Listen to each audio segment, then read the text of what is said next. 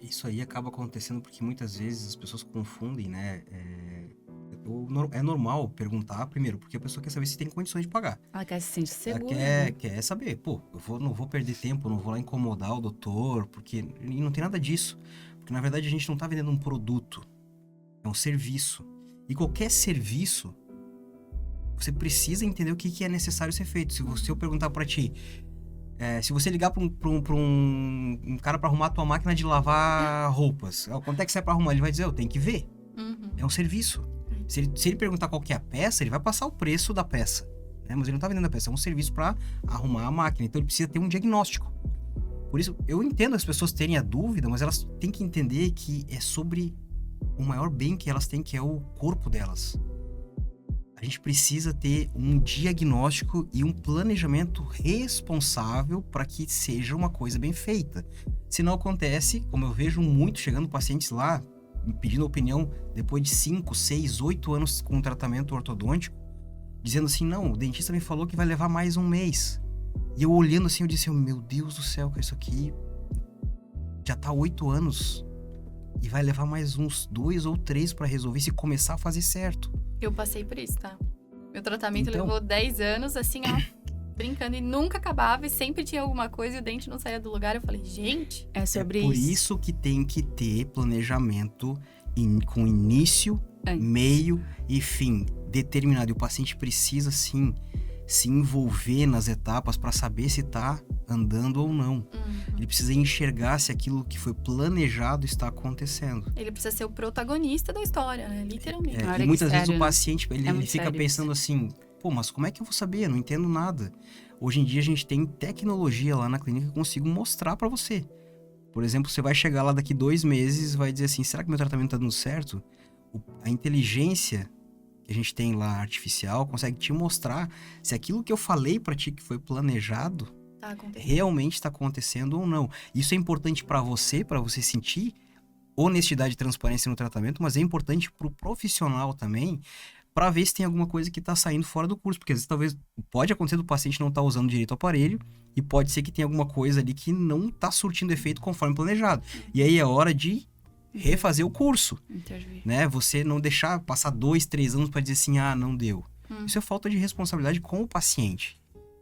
Entendeu? Sim. Então, precisa o paciente se envolver, ele precisa sentir, porque ele é o bem maior dele. Entendeu? Uau! E sobre isso ali que eu tava falando, quando a gente se conecta com as pessoas que ainda não chegaram lá na clínica, através de uma ligação, através de uma conversa, uma mensagem, a gente começa a fazer perguntas para ela. Como que tá a tua situação? Você tá com dor? Não tá com dor? Como que você se sente? O que que tá acontecendo com você nesse momento? O que que está interferindo na tua vida? E fazer a pessoa refletir. Porque às vezes ela acha que precisa, ou ela sabe que precisa, mas não está sendo a prioridade do momento. E daí a gente pergunta, tudo bem, não está doendo, mas e daqui 1 ano, como que vai estar essa situação? E daqui 2 anos, daqui 5 anos? Porque a gente pisca e 1 ano passa, né? Então, é a pessoa perceber que ela é prioridade para ela. Muitas vezes as pessoas não se dão a prioridade. Pensam em todos os outros e quando vem a situação delas, elas estão sofrendo demais. E daí é tarde, mas nunca vai ser tarde demais. Mas daí a dor vai aumentar, o sofrimento vai aumentar. A gente faz a pessoa refletir. Você é casado, você mora com alguém, você mora com filhos, você tem pais. Você já conversou com essas pessoas sobre essa tua dor? Porque quando a pessoa vive aquilo, ela tem vergonha normalmente. Então ela não fala com ninguém e ela acha que ela não pode. Ela simplesmente se fecha na impossibilidade. E quando ela começa a entender que talvez hajam possibilidades, que talvez ela consiga mensalmente investir nisso que é importante para ela, ela começa a se sentir mais segura e mais capaz de realizar aquilo. Porque você digita lá no Google e fala assim, quanto custa um tratamento dentário em média? O Google vai dizer entre 50 e 200 mil. A pessoa fala, meu Deus, isso aqui nunca, jamais conseguirei. Nunca. E mas você ela se afasta. E ela esquece de considerar que esse tratamento é feito ao longo do tempo, que existem facilidades, que a clínica tem N condições de parcelamento, enfim, para que isso se torne possível para ela no tempo dela e nas possibilidades dela. Então, a gente é muito limitado, né? Isso acontece não só na odontologia, mas acontece muito na vida mesmo, né? É muito legal. Quantas coisas a gente já deixou de lado por olhar, pensar no como eu vou fazer, que a gente estava conversando no início, como eu vou pagar, como eu vou conseguir, como eu vou chegar lá, e desiste do caminho. Você sabe que a gente pensa de acordo com as nossas limitações? O nosso contexto, né? E a gente não pensa conforme o que Deus quer pra gente. Porque Deus quer algo muito maior. E Ele não consegue agir na nossa vida por causa da nossa limitação. Queridos, não é falta de realização, é falta de fé, basicamente, tá? O primeiro passo pra gente conquistar alguma coisa é acreditar que a gente é merecedor. E isso que a Sara falou em relação aos atendimentos iniciais ali, muitas vezes o time que está treinado para fazer isso pela gente, para entender esse propósito que a gente tem, muitas vezes eles estão ali só para fazer a pessoa entender de que ela precisa ser resgatada. Ela tá lá num mar de sofrimento, né? E tá dizendo assim, eu não posso, eu não tenho, eu não consigo. E quando a gente começa a falar isso, é a nossa fé para não acontecer mesmo. Uhum. E vai passar a vida inteira falando isso, vai ser o que vai acontecer. Então a gente tá ali, as meninas ali estão treinadas para dizer assim, ei, vamos pensar no que dá para acontecer, né? Elas sabem que elas estão ali como se fosse salva-vidas. Uhum. Estão ali para resgatar pessoas do sofrimento e dizer assim, ó, para de sofrer e vem com a gente. Para de sofrer porque existe um mundo de prosperidade. E sim, todo mundo pode, desde que você acredite que você merece. Né? Porque existe uma cultura muito forte aqui no Brasil de valorizar coisas. É carro, é casa, e a pessoa... Eu acho que é legal ter isso aí tudo. Né? Quem não gosta de um carro bom, de uma casa boa? Mas quando você coloca isso acima de você como prioridade, é perigoso, porque tudo... Você comunica como se tudo fosse mais importante do que você mesmo.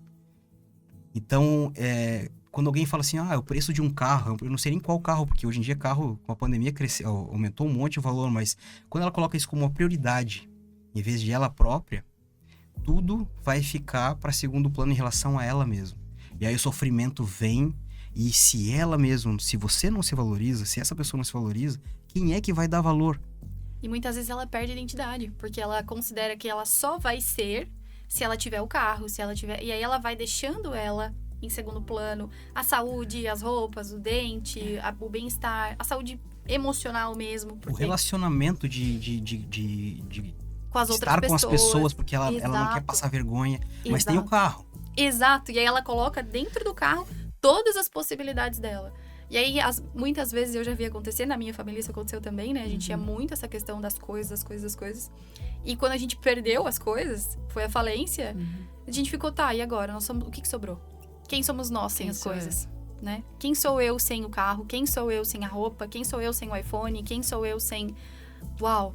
E ali, foi bonito, assim, foi dolorido, claro, né? Mas foi bonito porque a gente aprendeu a se olhar e ser com coisas, sem coisas. Não importa, as coisas são só as coisas. O importa é nós somos, e aqui a gente vai trabalhar, e se as coisas não tiverem, a gente trabalha e constrói de novo, e se forem de novo, a gente faz de novo, porque está em nós, não nas coisas. Isso é muito importante, porque olha só, tu falou identidade e ser, quem eu sou, né? Isso.